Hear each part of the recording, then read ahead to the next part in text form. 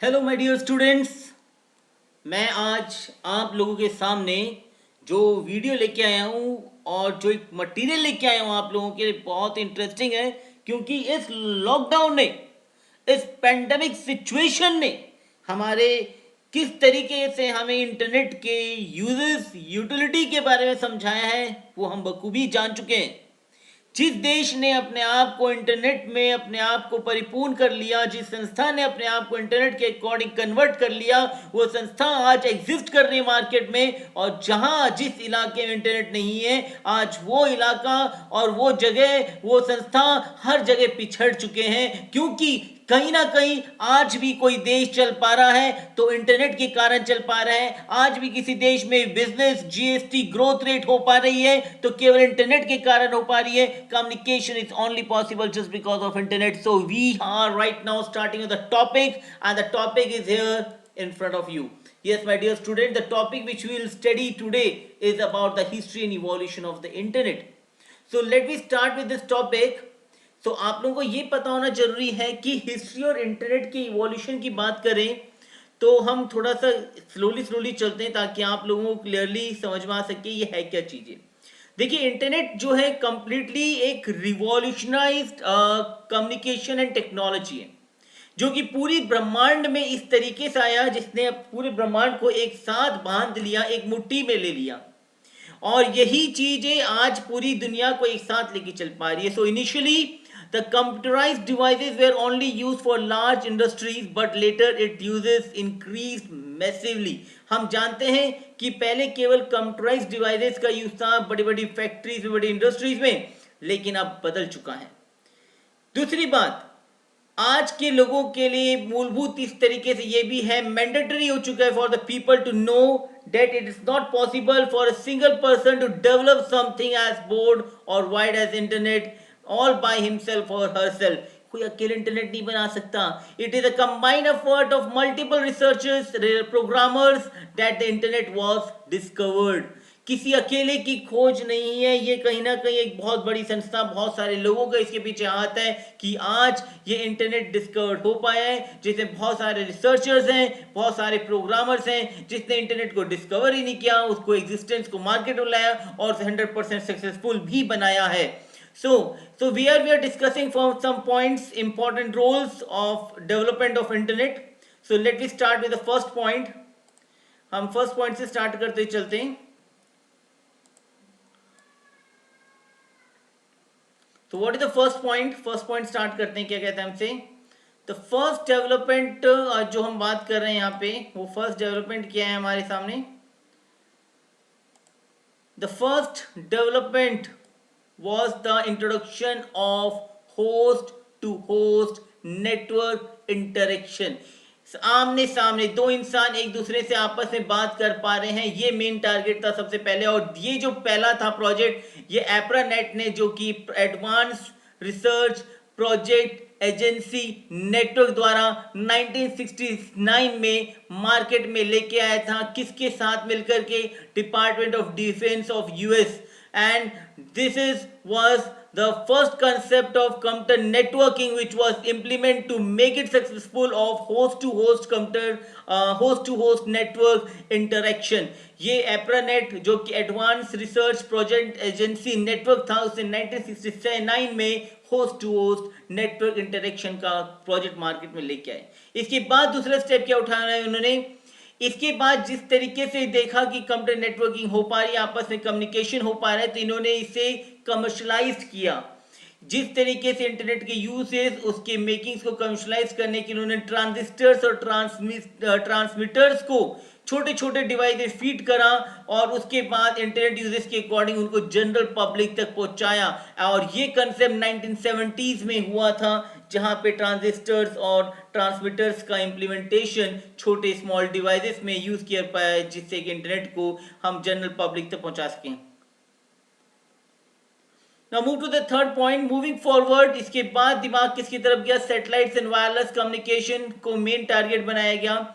Defence advance research project agency जिसे हम पहले अरपा कहते थे, वो अब defence advance research project agency है, उसने पूरा सपोर्ट दिया किस पे, सैटेलाइट बेस्ड रेडियो पैकेट्स का यूज करना शुरू करें for mobile uses of network. जितना भी सैटेलाइट बेस्ड रेडियो पैकेट्स के कंसेप्ट का यूज करके उन्होंने नेटवर्किंग के कंसेप्ट को इंप्लीमेंट करा। इसके बाद उनका जो नेक्स्ट स्टेप था was the development of TCP. Yes, my dear, TCP is one of the basic things, is the transmission control protocol, and this enabled the different machines and network across the world to assemble data packet. So let me tell you what is this concept they are saying.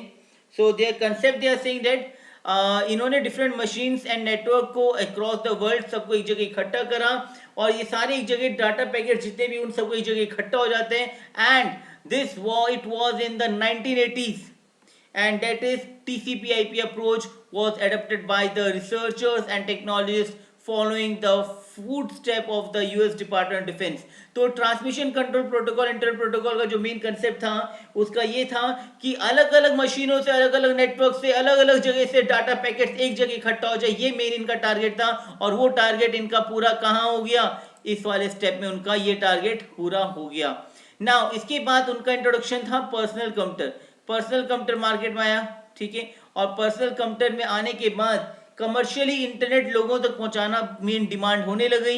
And यही वो समय था जब Ethernet और local area network आने लगे दुनिया के सामने, जरूरत के हिसाब से लोगों के पास आने लगे।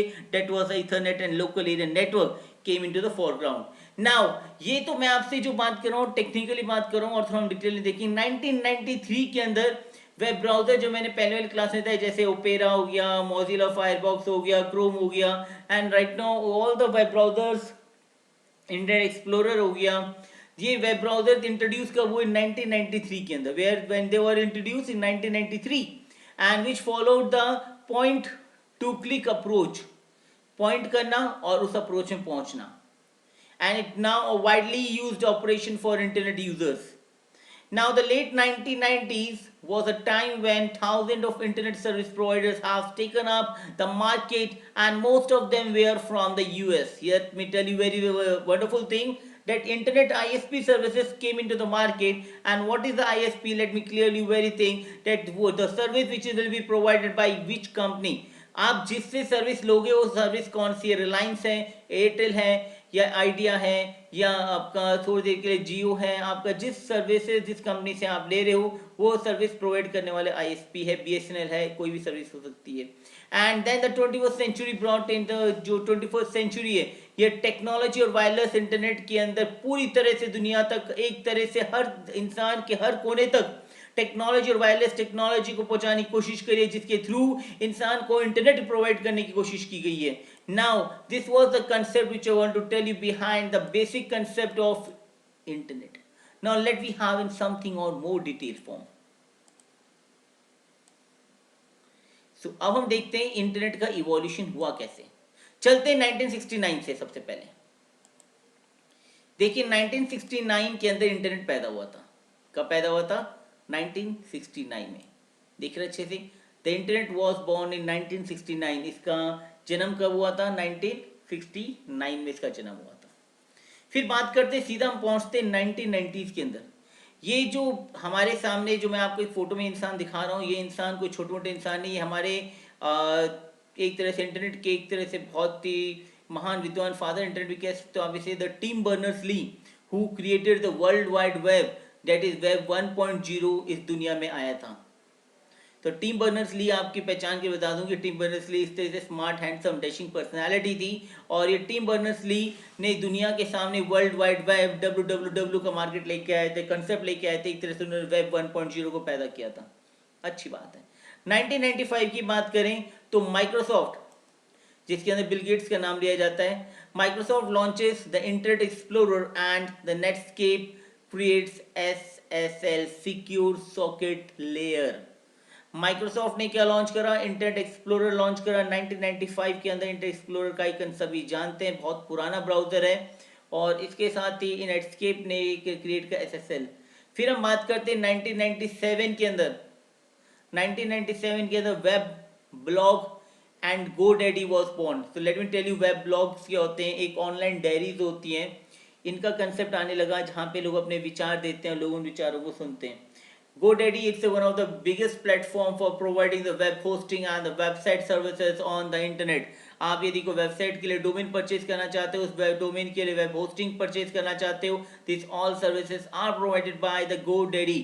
सो the GoDaddy and the web blogs का जन्म कब हुआ था? 1997 के अंदर.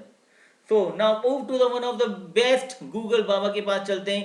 1998 के अंदर 1998 में गूगल बना था और आज देखिए इस गूगल बाबा की शरण में हर कोई पहुंच जाता है. जिसको कोई भी समस्या होती है, उठते सबसे पहले गूगल को खोलता है, गूगल बाबा की शरण में जाता है और उसके हर सवालों का जवाब इस बाबा के थ्रू मिलता है. और ये बाबा को बनाने वाले जो सबसे टीम तो बहुत बड़ी थी, जिसमें नाम जिनका लिया जाता है फाउंडर का, डेट इज लैरी पेज. इस पर्सनैलिटी को गौर से देखिएगा. यही पर्सनैलिटी है जिन्होंने इस दुनिया को गूगल जैसी सर्च इंजन, गूगल जैसा सर्च ऑप्टिमाइज्ड इंजन, गूगल जैसा बेस्ट सर्च इंजन प्रोवाइड कराया है. सो इस पर्सनैलिटी को हम कहते हैं लैरी पेज. सो आगे देखते हैं हम लोग. मिस्टर लैरी पेज के बाद हम आते हैं 2000 में. तो 2000 में देखेंगे कि अ पेड पर एड मेथड अपीयर्स, मतलब गूगल एडवर्ड मार्केट में आया था. और गूगल एडवर्ड का कंसेप्ट यूट्यूब में भी इम्प्लीमेंट होता है. गूगल एडवर्ड का कंसेप्ट 2000 में मार्केट में आया था. इसका अच्छे से देख लेना. इसके बेसिस क्या होता है, एड्स मार्केट में आने लगे थे. कोई भी हम यूट्यूब में वीडियोस देखते हैं, गाने सुनते हैं, जो इसमें एडिंग का कंसेप्ट एड्स आते हैं, ये सारे एड्स के कंसेप्ट पेड बेसिस पे आना, इनके लिए पैसे लेना, ये कंसेप्ट 2000 में मार्केट है, जिसे हम लोग गूगल एडवर्ड्स के नाम से जानते हैं. फिर देखते हैं 2004 के अंदर. 2004 में मार्केट में बहुत सी चीज़ें आई हमारे पास इंटरनेट के फॉर्म में. फेसबुक आया, जिसके अंदर मार्क जुकरबर्ग का नाम कोई नहीं ऐसा नहीं होगा जो नहीं जानता हो. फेसबुक के फाउंडर हैं. Gmail, Flickr and Vimeo were founded. So 2004 is one of the best year we can say that for the social networking lovers, क्योंकि उनके लिए ये उनका एक तरह से फेसबुक मार्केट में आया था 2004 के अंदर. फिर आते हैं 2005 में. आते हैं हम लोग 2005 के अंदर Joomla and YouTube. So we should know that Joomla एक तरह से एक ओपन सोर्स का है, जहाँ पे हम लोग वेबसाइट का ये भी तरह से वेबसाइट क्रिएटर प्लेटफॉर्म प्रोवाइड करता है. एंड यूट्यूब के बारे में कौन नहीं जानता. आज छोटे से छोटा बच्चा भी, 1 से 1.5 साल का बच्चा और 90 साल का भी बच्चा इस यूट्यूब का यूज़ करना जानता है. और यूट्यूब के लिए कोई पढ़े लिखे होने की ज़रूरत नहीं है, क्योंकि वहाँ पे केवल बोलो और जैसी चाहे वीडियो देखो. So YouTube was created and Joomla was created in 2005. Now move to the 2006 and the Twitter and the Wix were created, where Web 3.0 is born. Web 1.0 का तो बता दिया मैंने, टिम बर्नर्स-ली के टाइम में जन्म हुआ था. और 2006 के अंदर Web 3.0 का जन्म हुआ और इसी के साथ ही Twitter और Wix were created. Now right now some type of misconceptions, or we can say that some terms related issues are going on with Indian government and the Twitter company regarding some issues and regarding some matters. So hope soon they will resolve this matter, because this is one of the best social networking site to tweet their comment. But they should also understand the policies of the country, and they should not deny with the policies which is given by the countries which they are accepting and promoting their social networking site. Now move to the next 2010. 2010 में जो market में आया था वो आया था Pinterest and Instagram. दोनों का यूज जानते हैं. पिंटरेस्ट में सबसे अच्छी वेब आपको इमेजेस मिल जाएंगी, GIF और JPG, बिटमैप, कई टाइप की इमेजेस मिलती हैं आपको. इसके साथ इंस्टाग्राम भी मार्केट में आया, that is again social networking अच्छा प्लेटफॉर्म है. फिर इसका 2011 में Google plus is developed and the panda is updated. Google plus तो डेवलप हुआ ही था, साथ में पांडा भी अपडेट हुआ था और गूगल प्लस बंद भी हो गया मार्केट में. इसका क्रेज एक तरह से खत्म हो चुका है. सो ये मैं आपके सामने कुछ जनरल नॉलेज की पार्ट बता रहा हूँ. When we are going in exam point of view, someone asked me when the Instagram was born. In 2010 Instagram was born. When was the Twitter came into the market? In 2006 the Twitter came into the market. So this thing you should be very clear about that. So Google Plus was developed in 2011 and 2012 the Google creates the Penguin and the penalized bad practices. तो ये क्या है, penguin करके form में Google ने अपना एक create किया था. फिर 2013 की बात करें, internet reaches 2.4 million users and the Google develop hummingbird. So एक तरह से 2013 में बहुत बड़ा बूम आ गया था, जिसमें देखा गया कि इंटरनेट के 2.4 मिलियन यूजर्स बन चुके हैं, और साथ साथ में गूगल ने एक हमिंग बर्ड भी बनाया। नाउ 2015 की बात करें तो Google give the importance to responsive web design and the user interface. So ये भी पार्ट हमारा हो चुका था, जिसमें मोबाइल का, टैबलेट का, लैपटॉप से प्रॉपर अच्छा कनेक्टिविटी प्रोवाइड किया गया। 2017 की बात करें तो new technologies keep emerging on the internet and the digital marketing. इसके बाद तो डेली बेसिस पे नई नई टेक्नोलॉजी मार्केट में इमर्ज होती जा रही है। ये तो मैंने आपको एक तरह से ये समझाने की कोशिश करी कि किस तरीके से इंटरनेट 1969 से 2017 में हमारे बीच में आया, और इस बीच में क्या क्या मेन मूल जैसे हम कह सकते हैं कि इंपॉर्टेंट जहाँ क्या कौन कौन सी थी जिनसे हमारे आज के इंटरनेट पे कहीं ना बहुत बड़ा इंपैक्ट पड़ता है। अब मैं आपको उन फैक्टर्स के बारे में बताता हूँ जिन्होंने कैटेगरी बेसिस में इंटरनेट को मार्केट में लेके आया था। और कैटेगरी बेसिस क्या है, सबसे पहले हम देखते हैं। 5 मिनट का छोटा सा कंसेप्ट है, ध्यान से देखिएगा। अगर मैं प्रैक्टिकली बात करूं इंटरनेट की 5 मिनट में, तो हम देखेंगे कि इंटरनेट, सबसे अर्ली इंटरनेट की बात करें तो केवल इंटरनेट को दो तरीके से यूज किया जाता था, एक तो ईमेल के लिए और एक बुलेटिन बोर्ड के लिए। ईमेल 1971 में मार्केट में आया था और बुलेटिन बोर्ड 1978 मार्केट में आया था। तो ये तो क्लियर हो गया, ईमेल और बुलेटिन बोर्ड, ये दो पार्ट हो गया। इसके बाद हम चलते हैं वर्ल्ड वाइड वेब में, जिसमें AOL सर्विसेज आया था, नेटस्केप ब्राउजर आया था, याहू नाम का ब्राउजर 1994 में, 1994 में नेटस्केप, AOL आया था ब्राउजर जो 1989 के अंदर मार्केट में आया था। इसके साथ साथ इंटरनेट एक्सप्लोरर 1995 में मार्केट में आए थे। ये सारे वर्ल्ड वाइड वेब के अंदर यूज होने वाले हमारे सामने सर्च इंजन हैं, जो कि इसमें काफ़ी पॉपुलर हुए थे। इसके बाद हम बात करें कि कमर्शियल की बात करें तो कमर्शियली भी इंटरनेट में बहुत बड़ा बूम आया था, जिसके हम देख सकते हैं कि गूगल इटसेल्फ बहुत बड़ा कमर्शियल मार्केट बन चुका है आज के टाइम में। हम देख सकते हैं कि पेपल भी एक पेमेंट का बहुत बड़ा मार्केट बन सकता है। ईबे भी बहुत बड़ा मार्केट है, 1995 में आ गया था। और अमेजन के अलावा फ्लिपकार्ट, पेटीएम, फोन पे, ऐसी कई चीज़ें मार्केट में आ चुकी है। फिर हम की बात करें कि .com बस्ट 2000 में आया था। इसके बाद इंटरेक्टिव वेब की बात करें, जहाँ पे हम इंटरेक्शन प्रॉपर प्रोवाइड करते हैं, जिसे हम गूगल मैप की बात करें 2005 में, यूट्यूब की बात करें 2005 में, फ्लिकर 2004 में, पिकासा फोटोज में 2001 में, आईपॉड 2001 में, ब्लॉगर 2000 में, और विकिपीडिया 2001 में। तो ये सारे पार्ट हमारे इंटरेक्टिव वेब से, from where we have a proper interaction on the internet. Move to the social networking के ऊपर चले हम लोग, तो सोशल नेटवर्किंग हम देखेंगे लिंक्डइन 2002, myspace.com 2003, एंड ईस्टे 2005, फेसबुक 2004, ट्विटर 2006। सो कुल मिला के हमने देखा कि प्रैक्टिकली हम बात करें कि इंटरनेट ने हमें कई प्लेटफॉर्म दिए।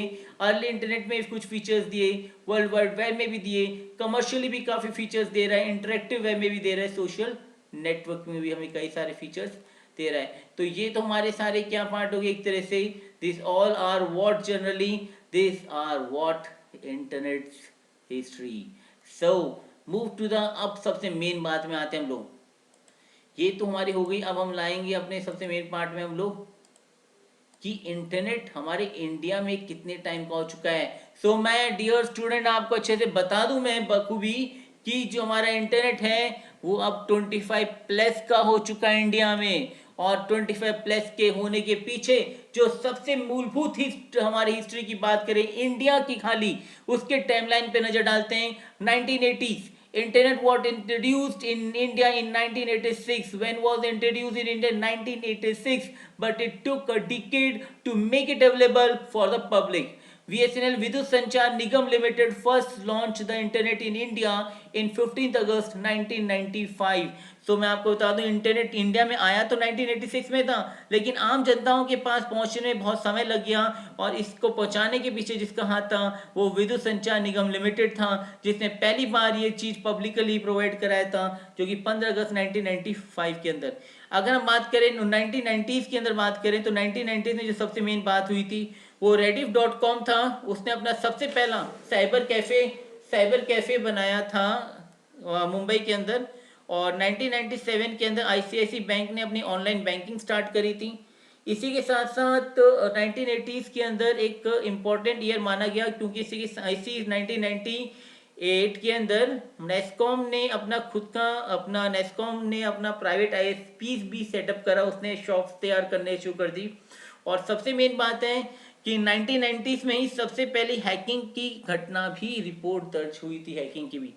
तो इसके अलावा हम देखें कि 1990s में जाते जाते भी 1999 के अंदर railway reservation system was linked nation wide. बहुत बड़ी बात है कि इंडिया के इतने बड़े रेलवे नेटवर्क को पूरा नेटवर्किंग में करने में कितनी बड़ी दिक्कत आएगी, लेकिन इस पूरे को network wise nation wide link करना पॉसिबल हो गया था 1999 के अंदर। 2000 में माना जाता है इंटरनेट का लैंडमार्क माना जाता है। इंटरनेट में बहुत सारे चेंजेस हुए थे क्योंकि इस समय केबल इंटरनेट मार्केट में आया था। इस समय 2000 में आईटी एक्ट भी आया था, जिसे हम आईटी एक्ट 2000 के नाम से जानते हैं। लॉन्च ऑफ साइट्स, कई सारी साइट भी लॉन्च हुई थी, जैसे याहू, ईबे, एमएसएन जैसी साइट्स भी लॉन्च हुई थी। तो हमने देखा कि 1990s के अंदर इंटरनेट में बहुत बड़ा बूम इंडिया में आया, जिसमें रेडिफ.com से लेकर के आईसीआईसी बैंक की ऑनलाइन बैंकिंग से लेकर के आपको आईएसपी की पेट शॉप से लेकर के हैकिंग की पहली घटना से लेकर के रेलवे रिजर्वेशन सिस्टम के बनने से लेकर के आईटी एक्ट और के इंटरनेट केबल से लेकर के सारी घटनाएं 1990 में हुई थी। इसके अलावा आगे बढ़ते हैं हम यहाँ पे।